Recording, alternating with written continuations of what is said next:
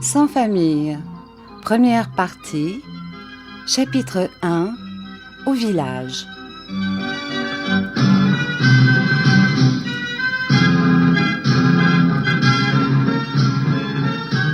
Je suis un enfant trouvé, mais jusqu'à 8 ans, j'ai cru que, comme tous les autres enfants, j'avais une mère. Car lorsque je pleurais, il y avait une femme qui me serrait si doucement dans ses bras, en me berçant, que mes larmes s'arrêtaient de couler. Jamais je ne me couchais dans mon lit sans qu'une femme vînt m'embrasser, et quand le vent de décembre collait la neige contre les vitres blanchies, elle me prenait les pieds entre ses 2 mains, et elle restait à me les réchauffer en me chantant une chanson dont je retrouve encore dans ma mémoire l'air et quelques paroles. Quand j'avais une querelle avec un de mes camarades, elle me faisait conter mes chagrins, et presque toujours elle trouvait de bonnes paroles pour me consoler ou me donner raison. Par tout cela et par bien d'autres choses encore, par la façon dont elle me parlait, par la façon dont elle me regardait, par ses caresses, par la douceur qu'elle mettait dans ses gronderies, je croyais qu'elle était ma mère. Voici comment j'appris qu'elle n'était que ma nourrice. Mon village, ou pour parler plus justement, le village où j'ai été élevée, car je n'ai pas eu de village à moi, pas de lieu de naissance, pas plus que je n'ai eu de père et de mère. Le village, enfin, où j'ai passé mon enfance, se nomme Chavanon. C'est l'un des plus pauvres du centre de la France. Cette pauvreté, il la doit non à l'apathie ou à la paresse de ses habitants, mais à sa situation même dans une contrée peu fertile. Le sol n'a pas de profondeur, et pour produire de bonnes récoltes, il lui faudrait des engrais ou des amendements qui manquent dans le pays. Aussi ne rencontre-t-on, ou tout au moins ne rencontrait-on à l'époque dont je parle, que peu de champs cultivés. C'est dans un repli de terrain, sur les bords d'un ruisseau qui va perdre ses eaux rapides dans un des affluents de la Loire, que se dresse la maison où j'ai passé mes premières années. Jusqu'à 8 ans, je n'avais jamais vu d'homme dans cette maison. Cependant, ma mère n'était pas veuve, mais son mari, qui était tailleur de pierre, comme un grand nombre d'autres ouvriers de la contrée, travaillait à Paris, et il n'était pas revenu au pays depuis que j'étais en âge de voir ou de comprendre ce qui m'entourait. De temps en temps seulement, il envoyait de ses nouvelles par un de ses camarades qui rentrait au village. « Mère Barberin, votre homme va bien. Il m'a chargé de vous dire que l'ouvrage marche fort et de vous remettre l'argent que voilà. Voulez-vous compter ?» Et c'était tout. Mère Barberin se contentait de ses nouvelles. Son homme était en bonne santé, l'ouvrage donnait, il gagnait sa vie. De ce que Barberin était resté si longtemps à Paris, il ne faut pas croire qu'il était en mauvaise amitié avec sa femme. La question de désaccord n'était pour rien dans cette absence. Il demeurait à Paris parce que le travail l'y retenait, voilà tout.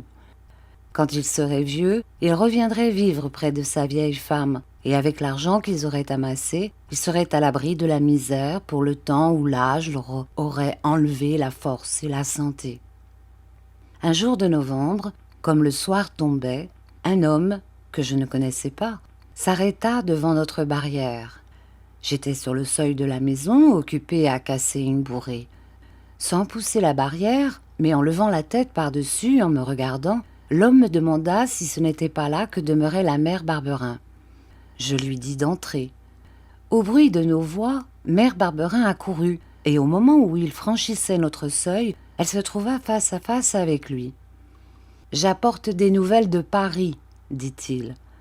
C'étaient là des paroles bien simples, et qui déjà plus d'une fois avaient frappé nos oreilles. Mais le ton avec lequel elles furent prononcées ne ressemblait en rien à celui qui autrefois accompagnait les mots « Votre homme va bien, l'ouvrage marche bien ».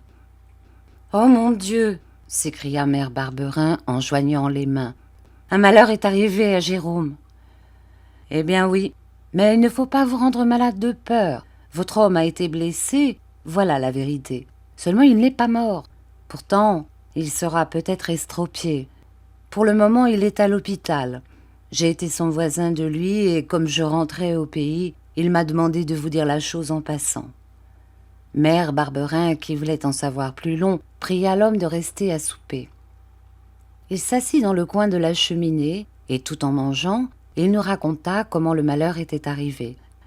Barberin avait été à moitié écrasé par des échafaudages qui s'étaient abattus, et comme on avait prouvé qu'il ne devait pas se trouver à la place où il avait été blessé, l'entrepreneur refusait de lui payer aucune indemnité.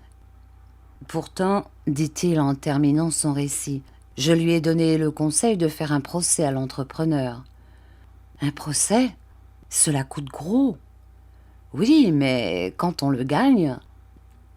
Mère Barberin aurait voulu aller à Paris, mais c'était une terrible affaire qu'un voyage si long et si coûteux.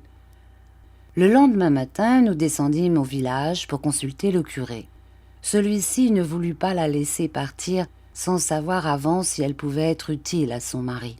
Il écrivit à l'aumônier de l'hôpital où Barberin était soigné.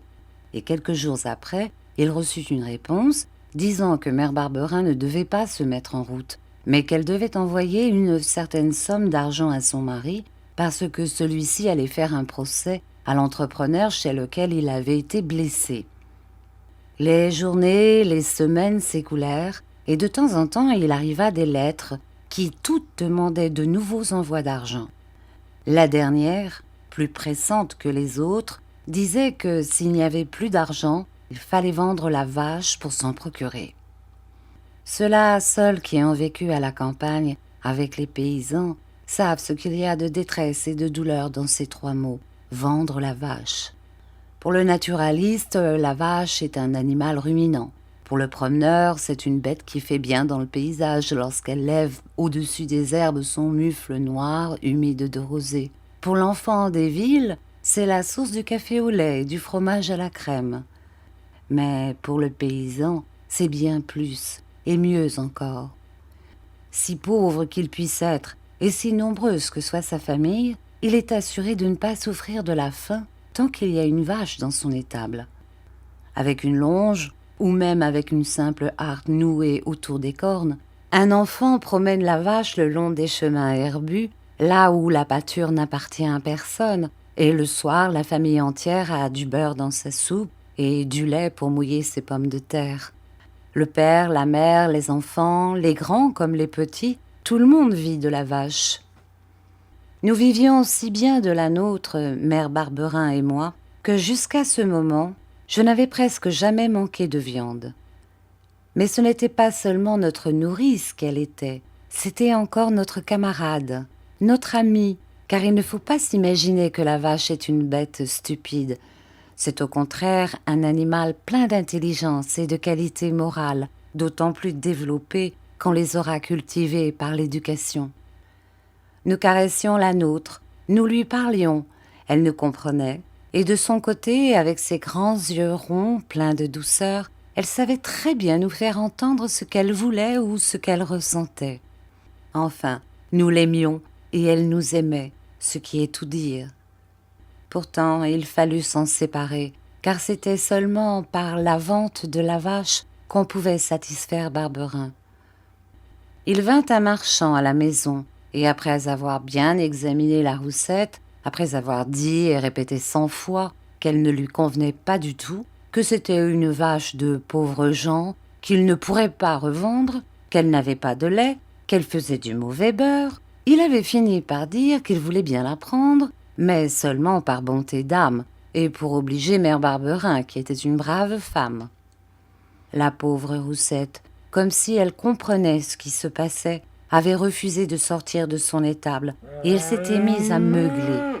« Passe derrière et chasse-la » m'avait dit le marchand, en me tendant le fouet qu'il portait passé autour de son cou.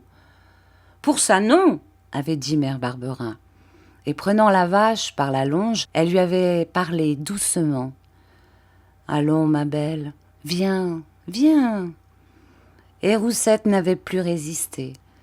Arrivée sur la route, le marchand l'avait attachée derrière sa voiture, et il avait bien fallu qu'elle suivît le cheval. Nous étions rentrés dans la maison, mais longtemps encore nous avions entendu ces beuglements. Plus de lait, plus de beurre. Le matin, un morceau de pain, le soir, des pommes de terre au sel. Le Mardi Gras arriva justement peu de temps après la vente de Roussette. L'année précédente, pour le Mardi Gras, Mère Barberin m'avait fait un régal avec des crêpes et des beignets. Et j'en avais tant mangé, qu'elle en avait été toute heureuse. Mais alors nous avions Roussette, qui nous avait donné le lait pour délayer la pâte et le beurre pour mettre dans la poêle. Plus de Roussette, plus de lait, plus de beurre, plus de Mardi Gras. C'était ce que je m'en étais dit tristement. Mais Mère Barberin m'avait fait une surprise. Bien qu'elle ne fût pas emprunteuse, elle avait demandé une tasse de lait à l'une de nos voisines, un morceau de beurre à une autre, et quand j'étais rentrée, vers midi, je l'avais trouvée en train de verser de la farine dans un grand poêlon en terre. « Qu'est-ce qu'on fait avec de la farine ?» dit-elle en me regardant. « Du pain ? Et puis encore ? De la bouillie ? Et puis encore ? Dame, je ne sais pas. » « Si, tu sais bien. Mais comme tu es un bon petit garçon, tu n'oses pas le dire. Tu sais que c'est aujourd'hui Mardi Gras, le jour des crêpes et des beignets. Mais comme tu sais aussi que nous n'avons ni beurre ni lait, tu n'oses pas en parler. C'est vrai ça ? Oh, Mère Barberin. Donne-moi les œufs, me dit-elle, et pendant que je les casse, pèle les pommes. Pendant que je coupais les pommes en tranches, elle cassa les œufs dans la farine et se mit à battre le tout, en versant dessus de temps en temps une cuillerée de lait. Quand la pâte fut délayée, Mère Barberin posa la terrine sur les cendres chaudes et il n'y eut plus qu'à attendre le soir, car c'était à notre souper que nous devions manger les crêpes et les beignets. « Casse de la bourrée, me dit-elle. Il nous faut un bon feu clair, sans fumée. » Alors Mère Barberin décrocha de la muraille la poêle à frire et la posa au-dessus de la flamme. « Donne-moi le beurre. » Elle en prit, au bout de son couteau, un morceau gros comme une petite noix et le mit dans la poêle, où il fondit en grésillant. Ah, c'était vraiment une bonne odeur qui chatouillait d'autant plus agréablement notre palais que depuis longtemps nous ne l'avions pas respiré. C'était aussi une joyeuse musique que celle produite par les grésillements et les sifflements du beurre. Cependant, si attentif que je fusse à cette musique, il me sembla entendre un bruit de pas dans la cour. Qui pouvait venir nous déranger à cette heure ? Une voisine, sans doute, pour nous demander du feu. Mais je ne m'arrêtais pas à cette idée, car Mère Barberin, qui avait plongé la cuillère à peau dans la terrine, venait de faire couler dans la poêle une nappe de pâte blanche, et ce n'était pas le moment de se laisser aller aux distractions. Un bâton heurta le seuil, puis aussitôt la porte s'ouvrit brusquement. « Qui est là ?» demanda Mère Barberin sans se retourner. Un homme était entré, et la flamme qui l'avait éclairé en plein m'avait montré qu'il était vêtu d'une blouse blanche et qu'il tenait à la main un gros bâton. « On fait donc la fête ici ? Ne vous gênez pas !» dit-il d'un ton rude. « Oh mon Dieu !» s'écria Mère Barberin en posant vivement sa poêle à terre. « C'est toi, Jérôme !» Puis, me prenant par le bras, elle me poussa vers l'homme qui s'était arrêté sur le seuil. « C'est ton père !»